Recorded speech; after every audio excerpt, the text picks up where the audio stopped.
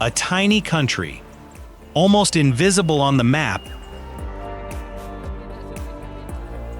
yet home to fortresses that once defeated mighty empires. What's hidden beneath this strange land? From century-old baby dragons living in total darkness to a love test on 99 fairy tale steps. Join us as we explore Slovenia, a nation of vast underground worlds and creatures straight out of legend.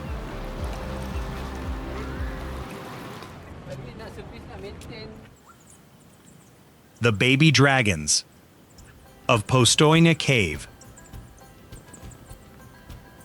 Deep beneath the rolling green hills of southwestern Slovenia, carved through limestone over millions of years, lies Postojna Cave, a subterranean network stretching over 24 kilometers.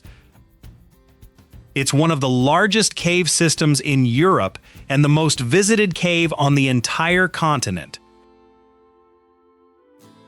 Venture far enough into its passages, past towering stalactites and underground chambers so vast they've hosted concerts for thousands of people, and you'll eventually reach pools of water so perfectly still they look like black glass. In those pools, if you're patient, you might catch a glimpse of something pale shifting in the dark. That creature is the Olm, and it's so strange that when locals first encountered it centuries ago, they believed with complete certainty it was the offspring of a dragon. One look and you understand why. It's pale, almost ghostly white, with a long eel-like body, 4 tiny delicate legs, and feathery external gills that flare from its head like a crown. It has no eyes, not because they were lost, but because it never needed them. The Olm is the only vertebrate on Earth that spends its entire life cycle in complete underground darkness, never surfacing, never seeing daylight. It can live up to 100 years, yet reproduces only once every 5 to 10 years, a patience that mirrors the ancient silence of the cave itself. Now imagine you're a Slovenian farmer 500 years ago. A storm rolls through the karst region, the underground rivers swell, and suddenly these pale, blind, writhing creatures come spilling out of the cave entrances onto your fields. You have no framework for what these things are. No biology textbooks, no science. What you do have is centuries of folklore about dragons sleeping beneath the mountains. So the conclusion felt obvious. A dragon must be hiding below the earth. And these were its young, flushed out by the floodwaters. The name Baby Dragon took hold, and it has never let go. Clinging to the Olm long after science stepped in to explain what the creature actually is. Postojna Cave itself has been drawing visitors since the early 19th century, when a local guide named Luka Čech discovered previously unexplored passages while investigating a rockfall. Today, an electric train carries visitors deep into the mountain along narrow-gauge tracks first laid in the 1870s, a journey that still feels faintly miraculous. Rattling through chambers dripping with formations that took hundreds of thousands of years to grow, some of them so delicate that a single careless touch could undo millennia of slow mineral deposition.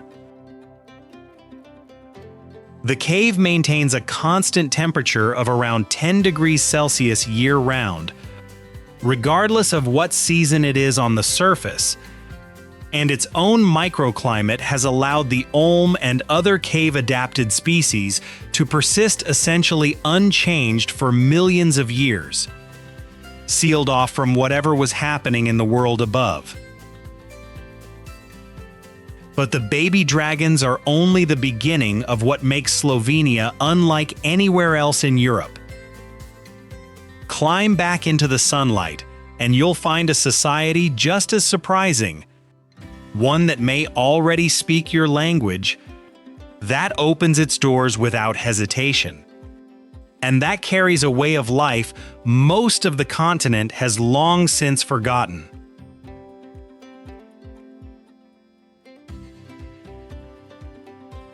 A nation fluent in everything,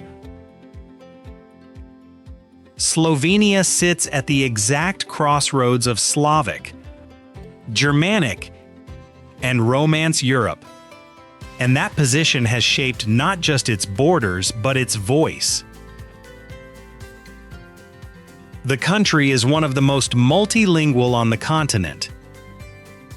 Slovenian is the official language, but Hungarian and Italian hold co-official status in the regions where those communities have lived for generations. Across the entire country, English is spoken with a fluency that puts much of Western Europe to shame.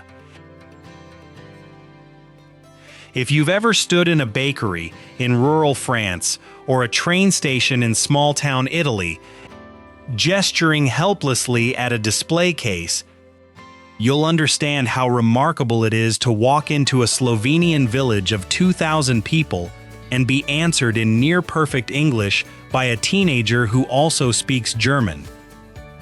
And maybe a little Italian besides. This isn't just tourism polish. Slovenia's education system mandates foreign language instruction from the earliest years of school, and most young Slovenians speak at least 2 languages fluently before finishing high school. The result is a society that feels instantly accessible to visitors, a place where the language barrier, that low-grade anxiety that follows travelers through much of the continent, simply dissolves. The multicultural fabric extends into genuine religious diversity too. A Catholic majority living alongside growing Protestant, Orthodox, and Muslim communities, and an openly accepted, expanding non-religious population that faces little of the friction such shifts have caused elsewhere in the region.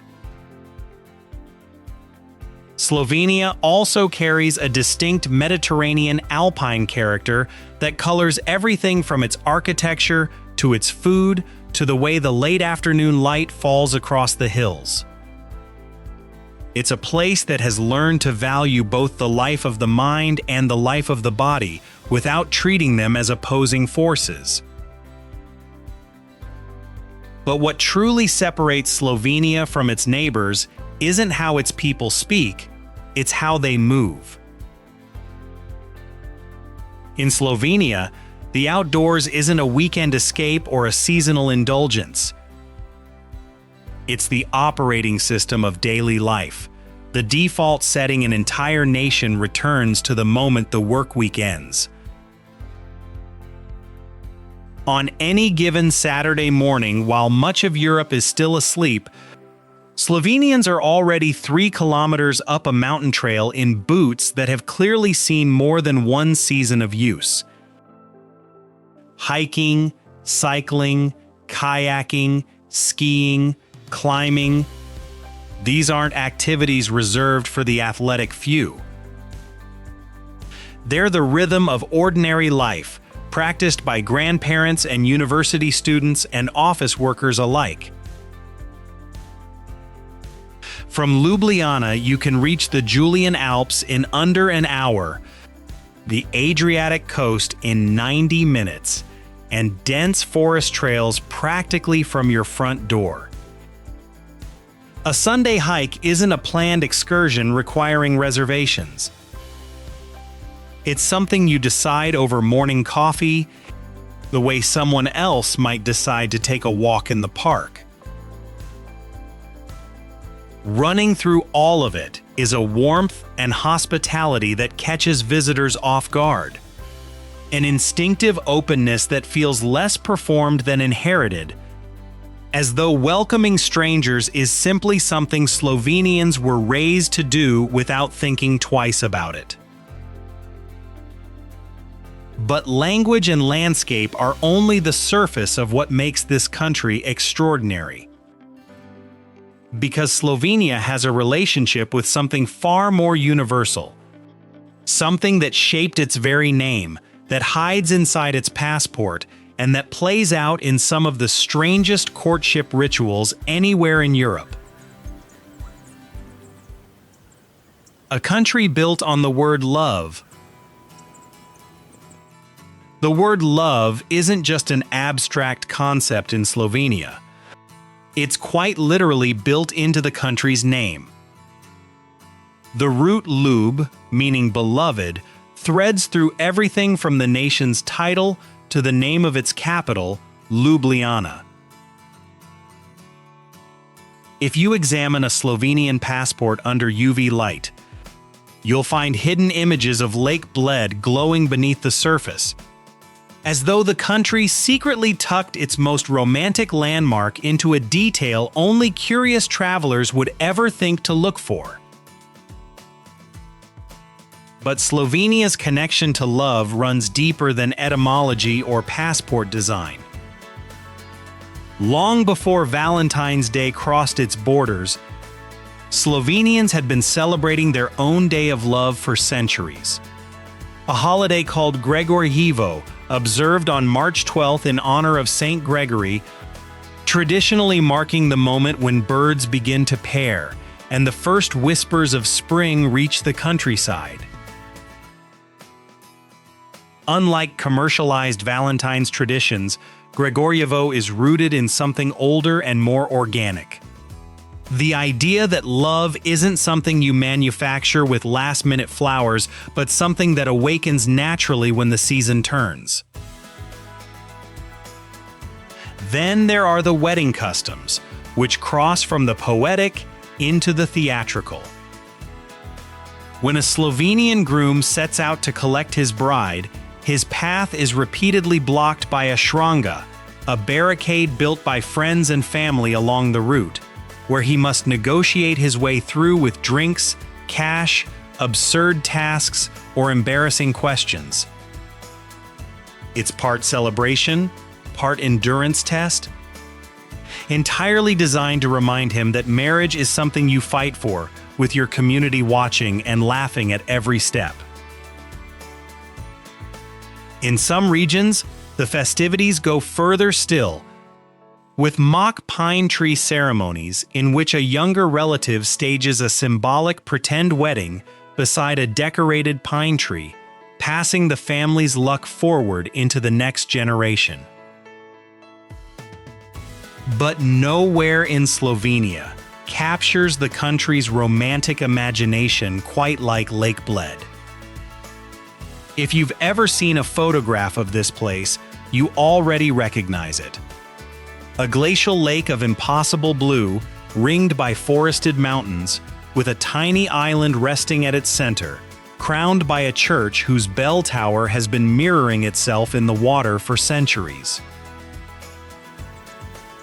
Getting to the island isn't as simple as crossing a bridge. You board a pletna, a traditional wooden boat rowed by a single oarsman, standing at the stern, while a design essentially unchanged since the 1600s.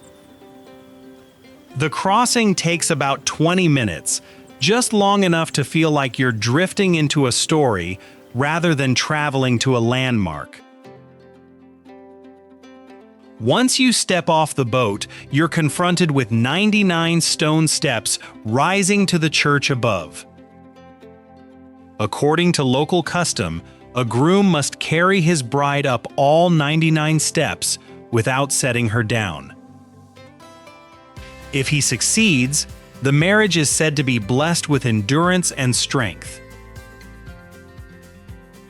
Whether you reach the top triumphant or collapse halfway, one reward makes the climb worthwhile.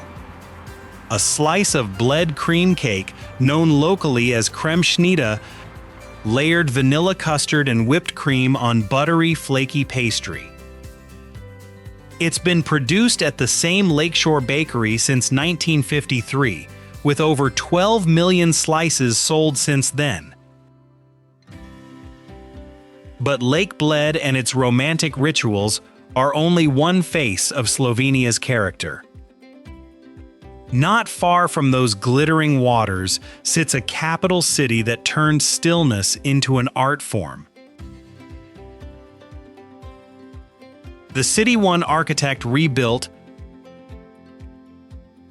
That architect was Jože Plečnik, and to understand Ljubljana, you first have to understand what one man with enough persistence can accomplish when an entire city gives itself over to him. Born in 1872, Plečnik trained in Vienna under Otto Wagner and returned to Ljubljana in the early 1920s to find a modest provincial capital still searching for its identity. What he built over the following decades was a complete urban composition, a city treated as a single continuous work of art, where every bridge, colonnade, and lamppost was placed with the same intention a painter gives to brushstrokes on a canvas. His triple bridge is perhaps the most photographed, taking what was once a single river crossing and fanning it into 3 parallel pedestrian walkways, so people would naturally spread out, slow down, and linger rather than rush across. His central market arcade runs along the river, its stone columns framing the water as though the river itself were on display in a gallery. He chose the patterns for the cobblestones underfoot and dictated the style of the lampposts overhead, every element quietly reinforcing one message: you're in no hurry here, and neither is anyone else. In 2021, UNESCO inscribed Plečnik's Ljubljana on the World Heritage List. Not as a set of isolated monuments, but as a living urban landscape still inhabited and used exactly as its creator intended, a distinction that places this small capital alongside cities like Rome and Vienna. Plečnik's touch extended even further than the riverfront. He redesigned the city's cemetery, Žalej, transforming its entrance into a solemn procession of arcades and chapels that treats mourning itself as something worth designing with care. He built the National and University Library, a building whose dark brick facade and dramatic staircase were meant to guide visitors from darkness into light, a deliberate metaphor for the act of learning itself.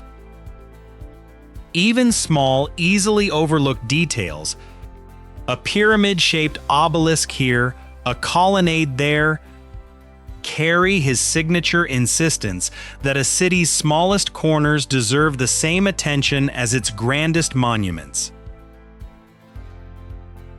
With a population of around 290,000, Ljubljana is one of the smallest capital cities in Europe. You could fit it inside Istanbul roughly 60 times over. Yet it accomplished something most major capitals only argue about in committee rooms. It banned cars from its entire historic center, turning the old town into a pedestrian zone where walking feels not like an alternative to driving, but like the only sensible thing to do. The bicycle-friendly infrastructure catches first-time visitors off guard, with flat riverside paths and a public rental system so inexpensive that a single ride costs roughly €1. But the most striking expression of this slow-living philosophy is the Sunday silence itself. In Slovenia, large retail stores and shopping centers are required by law to close on Sundays. Bakeries and small cafes stay open, families stroll along the river, church bells carry across the rooftops, and the rhythm of the entire city drops to something almost meditative. If you're arriving from a country where commerce never pauses, the effect is disorienting at first. And then, somewhere around mid-morning, it becomes deeply restful. It's the clearest proof of a principle Slovenians have written into both their laws and their daily routines: that work exists to support life, not to consume it. The city balances modern infrastructure with traditional European charm more gracefully than capitals 10 times its size, blending contemporary cafes and digital convenience with medieval squares and Baroque facades that have barely changed in centuries. But the stillness that defines Ljubljana today is, in a very real sense, a luxury earned through centuries of anything but peace. Because the same Slovenia that now legislates quiet Sundays once lived in a world where survival demanded stone walls, hidden tunnels, and fortresses carved directly into cliff faces, and the evidence still stands across the country in the form of over 500 castles. The castle built inside a cliff. As civilizations rose across the European continent, Slovenia found itself pressed between the Alpine north and the Adriatic south, squarely in the path of nearly every invading force that swept through the region. Over the medieval period, its people responded by building more than 500 defensive castles, until virtually every hill, ridge, and river crossing was crowned with stone. These weren't estates built for comfort. They were instruments of survival, and their evolution traces the entire arc of Slovenia's vulnerability. The earliest strongholds were simple hilltop fortifications raised against the Magyars, horsemen who raided out of the east in the 9th and 10th centuries. Slovenians climbed higher, building watchtowers on ridges so steep that cavalry became useless.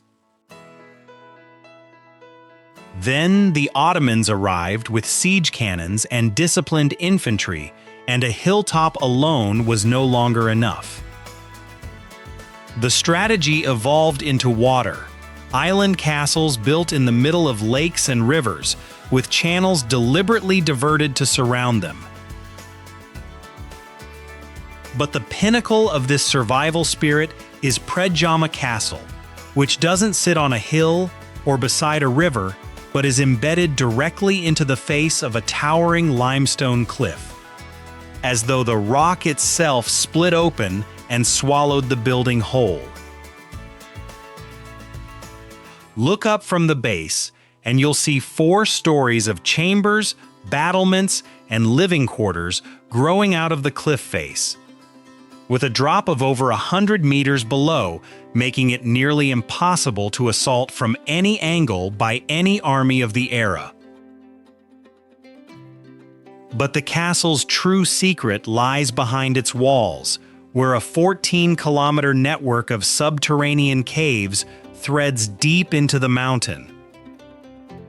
It was this hidden labyrinth that allowed a rebel knight named Erasem Luger to survive a year-long siege by the Habsburg Imperial Army in the 15th century.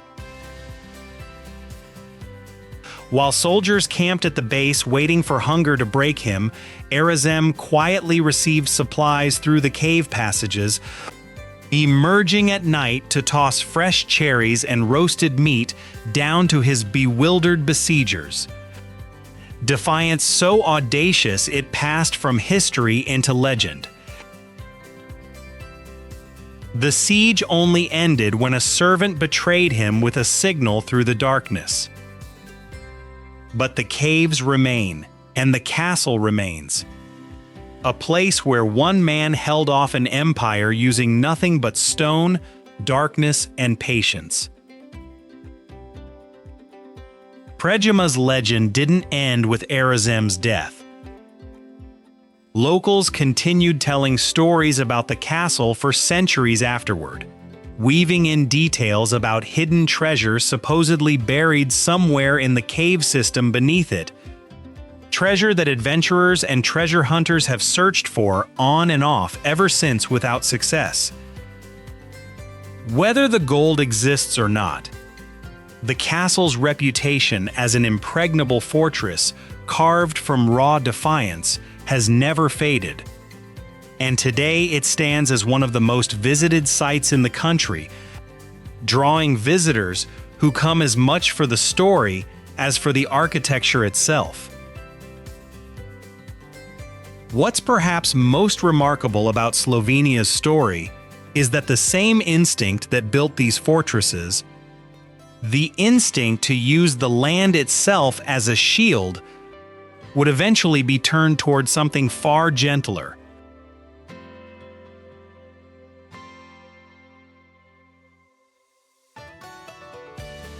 From watchtowers to vineyards and beehives, the hills that once held watchtowers began to hold vineyards, and Slovenia's devotion to wine is woven so deeply into national identity that you can literally see it growing. In the city of Maribor, along the banks of the Drava River, grows a grapevine that's been alive for over 400 years. Recognized by Guinness World Records as the oldest living grapevine on the planet.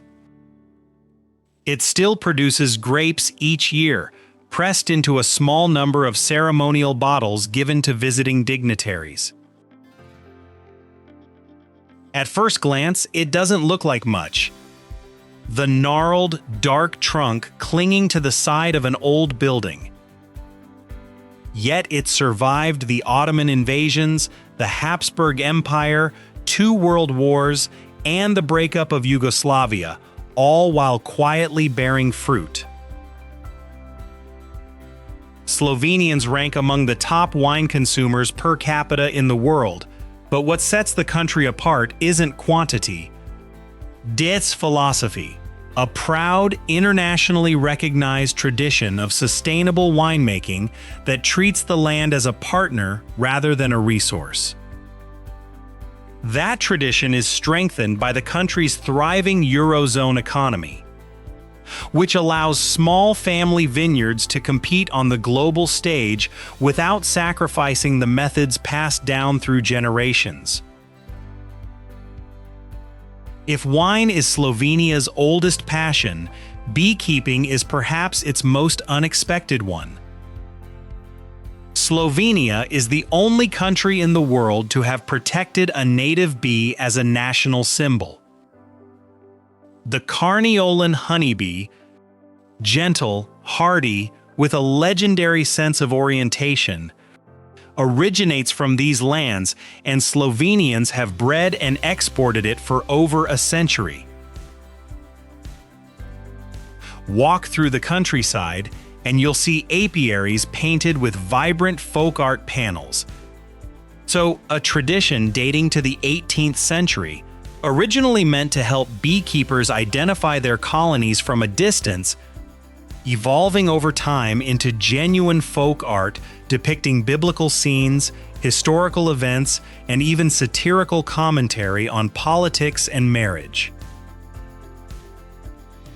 It was Slovenia that proposed World Bee Day to the United Nations, successfully campaigning for May 20th to be recognized internationally in honor of Anton Janša, the 18th century Slovenian beekeeper, regarded as the pioneer of modern apiculture.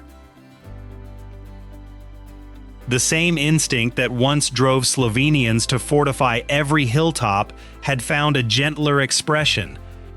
A deep, almost reverent commitment to working with the land rather than merely surviving on it.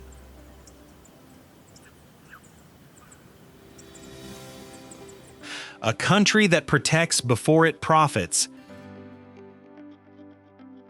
Slovenia's tourism industry has been booming in recent years, but unlike many countries that rush to cash in on their natural assets, Slovenia built its entire approach around environmental protection first and visitor numbers second.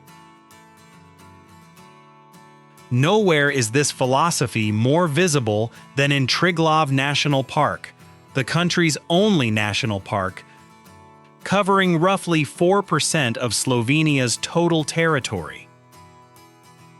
Development is tightly controlled, and traditional alpine farming is preserved alongside hiking trails walked for generations. Even the mountain huts have been deliberately kept understated, built to blend into the landscape rather than impose upon it. That same respect for the land runs through the country's infrastructure. The Vršić Pass, a mountain road with 50 hairpin turns, originally carved by Russian prisoners of war during the First World War, has been carefully maintained ever since. The Pohorje treetop walkways lift visitors above the forest canopy on elevated wooden platforms, allowing exploration of ancient woodlands without disturbing the ecosystem below. And then there are the Postojna Caves, a UNESCO World Heritage Site holding something genuinely rare even in a continent packed with natural wonders. This isn't your typical tourist cave with a souvenir shop near the exit. It's a subterranean ecosystem of staggering scale, a vast underground canyon carved by the Reka River over millions of years, plunging more than 200 meters below the surface, where the river vanishes into the limestone and travels over 30 kilometers underground before resurfacing far below the hills. It's the largest underground canyon in Europe. What earned the site its UNESCO recognition wasn't just visual drama, but ecological uniqueness. Endemic species found nowhere else on the planet, a self-sustaining microclimate maintained by the rushing underground river, a fragile balance largely undisturbed for millennia.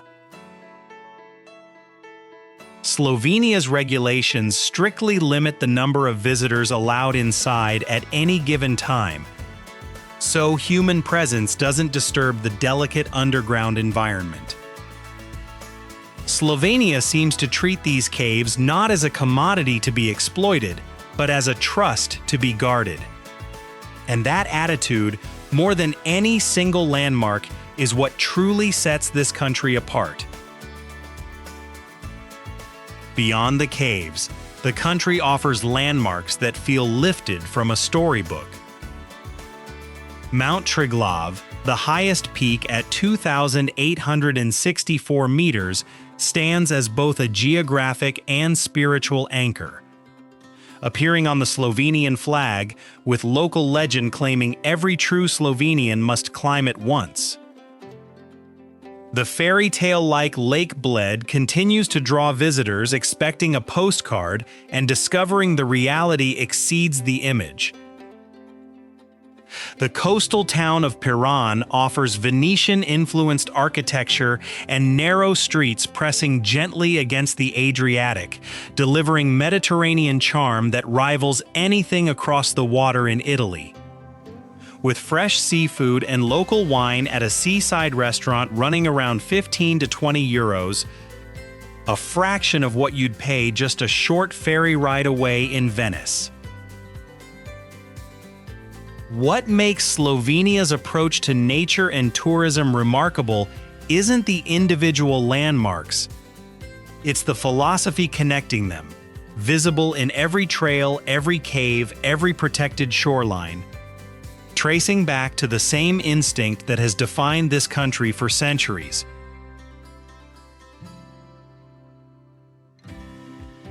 What makes Slovenia truly extraordinary is the generosity of spirit you feel the moment you arrive. A stranger handing you wine from a barrel his grandfather pressed. The capital city going quiet on Sundays. A country swallowed by empire after empire that still opens its doors with no bitterness. Just a steady warmth that asks only that you slow down and notice. That's what people mean when they say Slovenia has a big heart. Not a slogan, but something you carry with you long after you've left. All of this exists within a country smaller than Belgium, home to barely 2 million people. Baby dragons in underground rivers, cliff castles, the world's oldest grapevine, the 99 stairs, the painted beehives. A place most maps barely make room for, whose people never set out to conquer anything and yet held on to everything that mattered. Slovenia spent centuries being invisible, claimed and partitioned by powers that never asked what its people wanted, and used that invisibility not as a wound but as a strategy, building something so whole that no empire could ever strip it away. In the end, the measure of a nation isn't how much of the world it commands, but how much of itself it manages to keep. If there's a country you'd like explored next, the comments below are where that conversation begins. And subscribing means you'll be here when it does.